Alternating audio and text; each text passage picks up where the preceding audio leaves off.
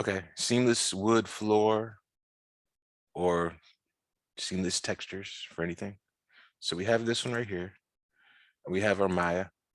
So if I'm gonna make a floor, go to poly modeling. I have this right here. So let's say this is my floor. Let's raise it. Well, I don't have to raise it. I just need to disable this grid. But what I can do is right click, go to assign new material, go to Arnold, add standard surface. Remember, always give it a name. Wood floor. Go to color, go to the file, go here, go up one level, go to my images, seamless wood floor. So we have this here. Remember what I said? 4, 5, 6.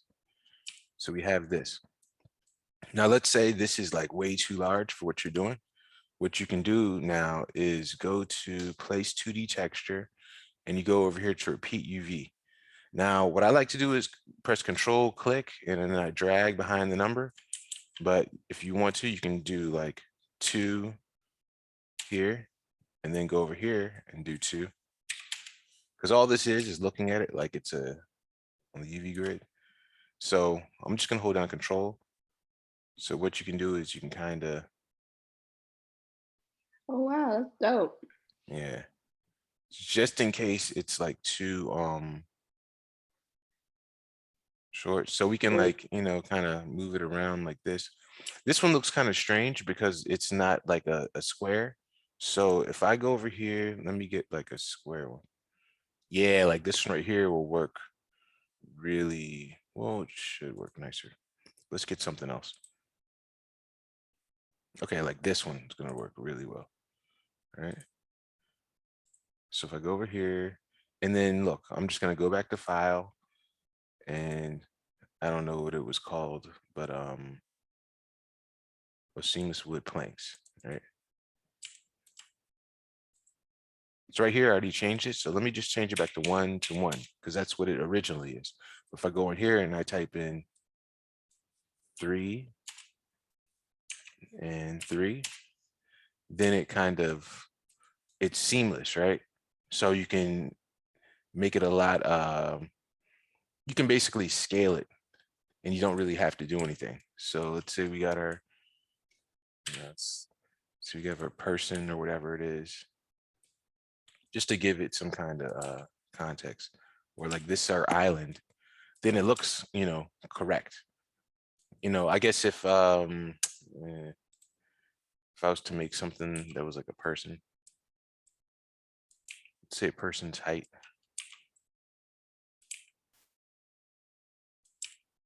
then this looks correct. Or maybe even I need to go in and change it some more. And then check this out. If you ever want to go to your material, just click on your object, right click, and go to material attributes. And then where the color is, we just go and we click on this. This is like a connection to the texture. So we have our 3 and our 3. So we can do, 4 tab 4. So now it's looking a little bit more, what it's supposed to be. Because if it's 1 to 1, they're super big and then it looks fake. So scale is a really important thing in 3D. So like, let's say when you're taking your picture or you're setting up your camera, now these don't look like super crazy big, like material attributes. Remember, this tab is next to the file. So if it's 1, 1, and this is what a lot of people end up doing, and it's like, nah, that's not right. You see what I'm saying? Yeah, you see what I'm saying. Yeah, So seamless definitely. textures can help you to fill in the gaps. And then also, just one more thing. Let me do this. Let's say if I have a picture frame, so that's just another way to cheat it a little bit. So you have this, and then face, Control E for extrude.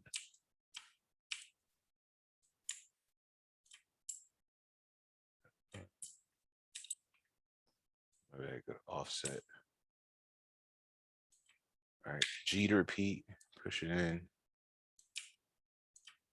Q to quit. And just because, I'm gonna go over here and get click once.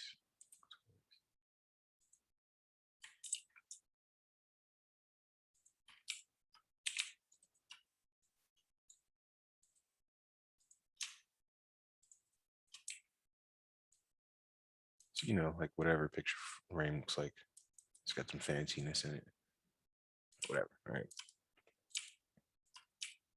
So let's say you can model something like this.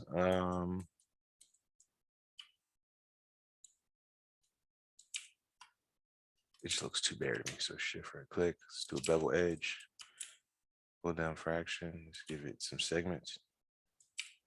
All right, Q to quit. All right, so this is our picture frame. What we can do is we can go here, go to faces, and we have this face right here, and this is gonna be a picture.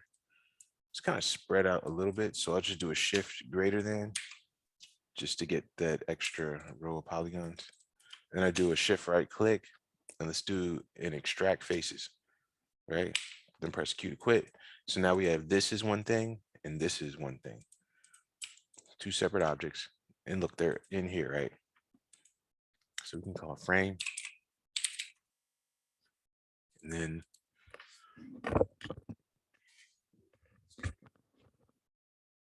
then pick, pick for picture. And we can just take this and let's just go over here, type in.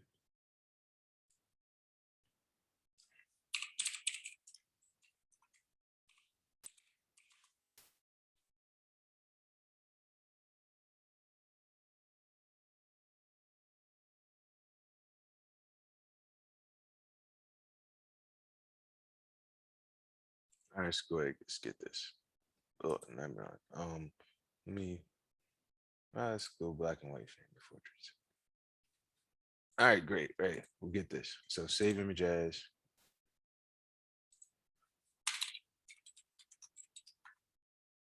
It's pick. So now I have this, and I'm gonna go over here, right click, assign new material, Arnold, AI standard surface.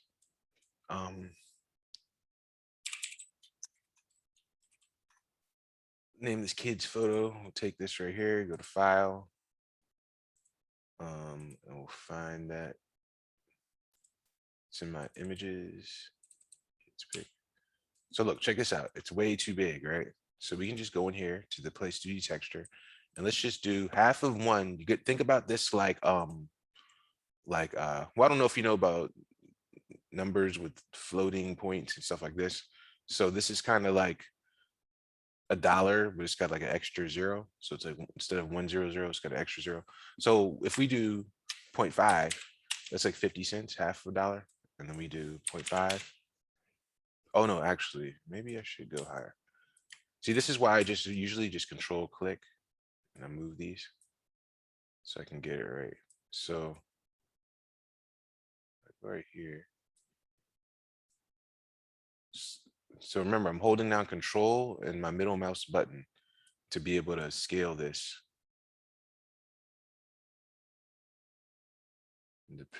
Well, to move these numbers, kind of like I'm moving a slider or something. So I have this right here. Sorry, so the height is correct. We just need to get this side scale correct.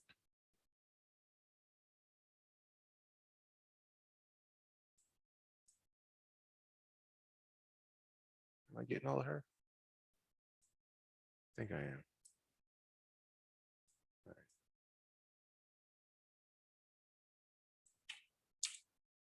So now we have this in here, and then I can go to this, and if I want to cheat this, well, there's two things I can do, right? I can take it and I can just give it Arnold Material, just like a regular picture frame. So let's see.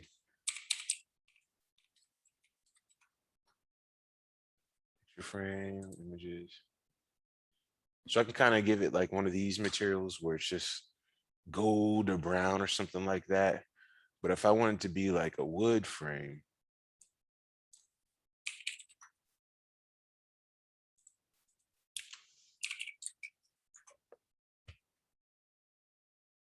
like having some kind of texture on it, something like that, then what I can do is, so let me make a copy of this thing.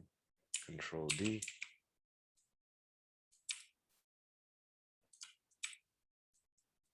So I'll do it both ways. So I'll take this, I can just do Arnold Material, assign new material, Arnold, standard surface. Then I could say gold frame. And then I could use one of these presets to start it off with. And I can say, all right, let me go to gold and then go to replace. All right. And then if I look at this, oh, look, it has a whole bunch of construction history right here. So we want to delete all this. So I just go over here, delete by type history. And now it didn't have any of that stuff. So you're not going to really be able to see it until we add the lights. But then when you add the lights, you can adjust it and say, all right, this isn't really that golden. We can't really see it in the viewport so much, but you can go in here and kind of move these around a little bit and try to get that real real gold color. Like I said, these are just to start you off with. It's not like, oh yeah, I want gold, I'm just gonna click on this. It just kind of gives you some parameters to help you in the beginning. So this right here, let's say I want to make this the picture frame. Usually in the back, I wouldn't see anything. So, but you know what? I'm gonna leave that back alone. So we would take it, and remember it's separated. This is this, this is this. So let's go into our UV editing. All right. So I'll take this and I'll do a UV automatic. Right. So it splits it up from all different angles. So we see this right here, this right here. Well, if I press 4, we can see. So it looks like that's there.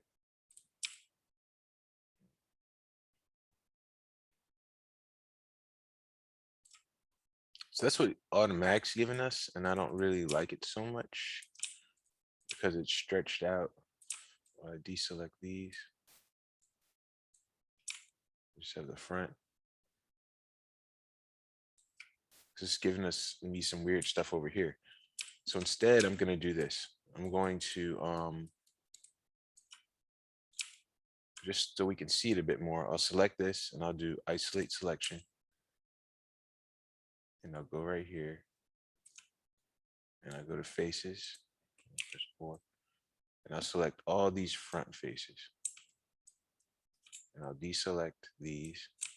I could delete those in the back, but I'm just going to keep them there for this. And then we have these faces inside of here too. So I also don't want these. So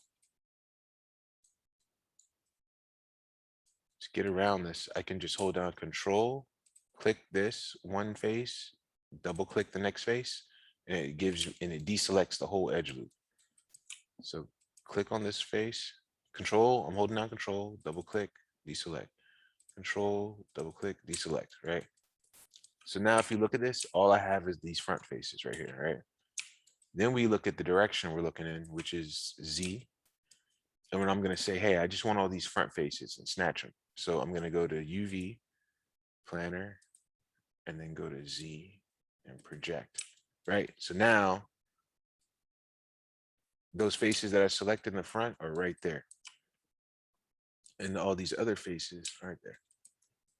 So for these right here in the inside, let's say I want these to have a little texture. I can just go ahead and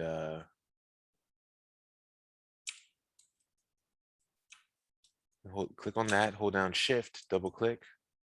Click on this one, hold down Shift, double click. Click on this one, hold down Shift, double click. Also, I can do this. Since there's 3 rows, 1, 2, 3, I can go click on one, hold down Shift, double click, and then I can do a Shift greater than, which will give me the next set of faces. It's basically the next face that's connected to the other face. And for this one, I can go in and I can say UV automatic. Right? So I have this front projection, and then I have these right here. And these are basically like this face is this face inside. It's just, squished down a little bit, but we'll be able to see once I turn the checkers on. Yeah, and we see what they're looking like, right? So with these right here, what I can do is press R to scale these out. Actually, if you really think about it, these should fit inside of here perfectly. So I'm just gonna scale this super big so we can see it. And they're all like in the same, aligned the same way. So they all should scale the correct way. I'll get in its face like this, and I'll go like this, and I'll make sure that they're looking like squares. Cool. But those squares are a lot smaller than these, right? So if I uniformly scale them down, most likely, if I just put it right here,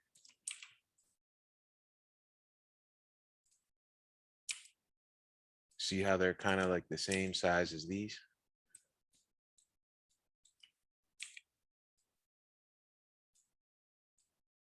Because it's almost like disassembling it for real in real life.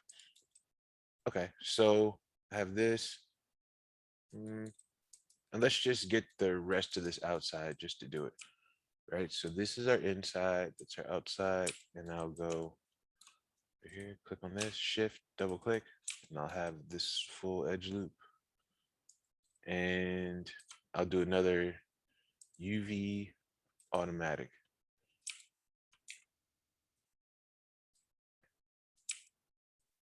Remember, look at it, get all in its face. Let me just scale it up real big.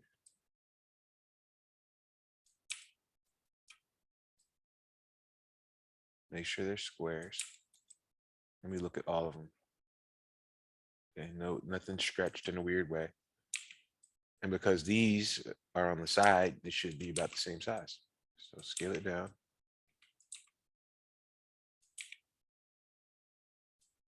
Cool. Okay. So we have these right here. We have this right here. Now, the thing with wood is, if this was a real, like I said, this, I guess it depends on how far away you are. If this was a video game, you could probably just put the wood texture on top of here and it would just be like, um, like the wood grain would go this way and it would also go this way on these. But in real life, these would be, the wood grain would be going vertically here. It would be going horizontal here because it'd be like different pieces. So to separate that, we just go over here, go to face, and I'll select these parts right here. I'll deselect these. Thought I was in the Cinema 4D for a second. So yeah, I have this, and then I can go Shift, right click, and go to Create UV Shell. And what this does is separates this. And then I'll do the same thing over here. Go to Faces, select these down here, deselect this. So I have these, Shift, right click, Create UV Shell. So this is separated. Now I can just take them both and E to rotate, J, horizontal. I'll move this right here. I'll deselect this one, move this one right here. So now these are like vertical pieces, right? Now, all I could do is I just put it in right click UV, double click. And I'll just move these over here. Move this right here. This right here. This right here. These, right? So all of these things are going to get a vertical UV, a vertical, what you call it, wood grain.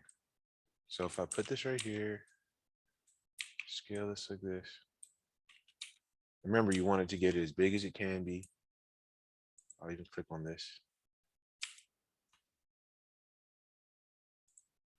No, actually, yeah, these are bad pieces. So we'll just put them all together real quick. This right here, we could even squish this. Because remember, this is the back piece, it doesn't matter. Take these, scale. We'll just put them right here. Because those are only pieces that matter over there.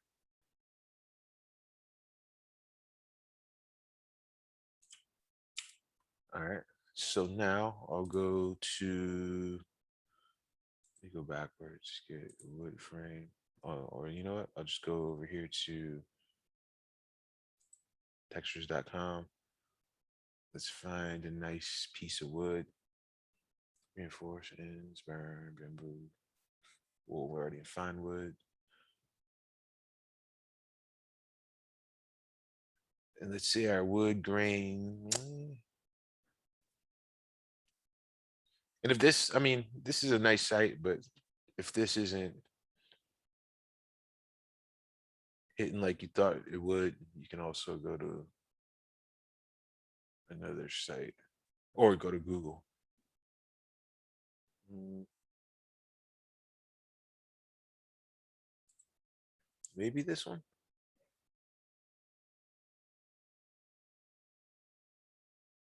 No, let me just go to Google.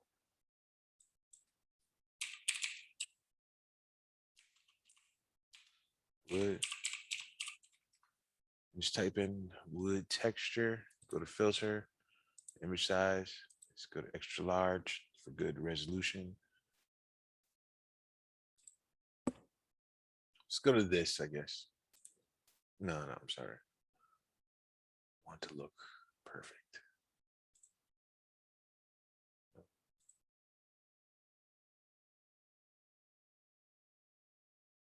And remember, don't get anything with vignetting with this darkness. It needs to be completely flat.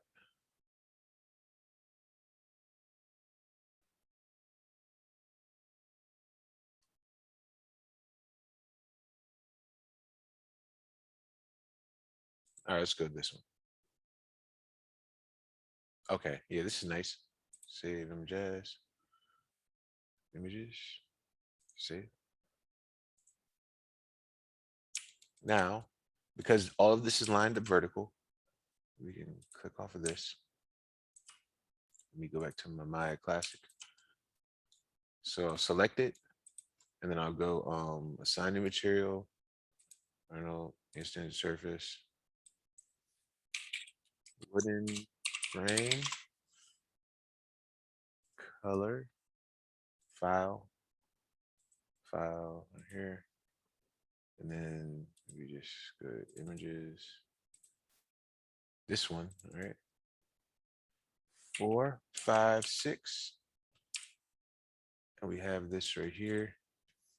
And look at the wood grain, right? It's going vertically this way. It's going vertically that way, vertically that way, vertically that way.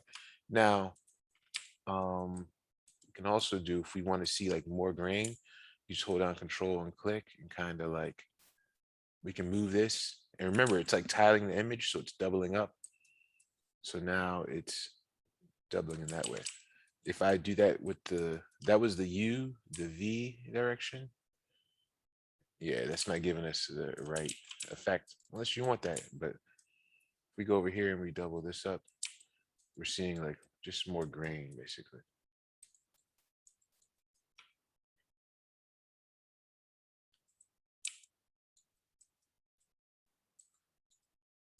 Yeah, so that's one way to do it. Well, I guess two ways to do it. So we can go the El Cheapo route and just put a material on it. You know, if you have a reference with that, that's fine. Or we can spend a little bit more time on it and get something like this. I mean, that might be a lot of wood grain for this, but the thing is it's correct. And it's going right here, horizontally and vertically this way.